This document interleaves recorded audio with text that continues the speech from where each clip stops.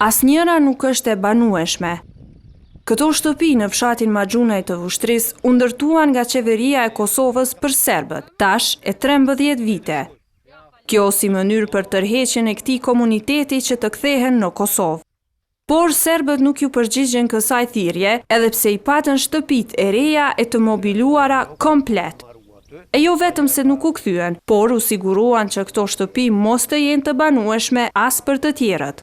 Shkoj Marko Mihajlović. Kjo ardhe ka marrë, ka plaçkit shpinë këto vetë. Këta tjerë që ashtu veshin i plaçkit që në marshin mobilet, theshin vëllanaj kanë marrë. E një tjetër banor po thot se në këtë fshat para luftës së fundit ishin rreth 60 shtëpi me serb, e më pas 25 prej tyre u braktisën.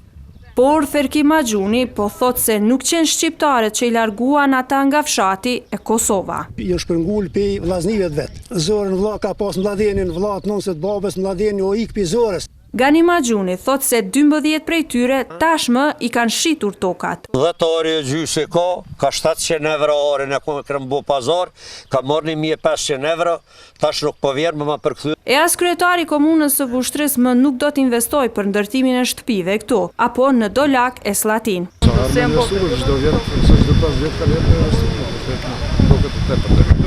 Lidhur me dëmtimin e shtëpive të ndërtuara për të kthyerit, Ministria e Kthimit dhe Komuniteteve ka thënë se kjo dukuri është çështje që duhet hetuar nga policia.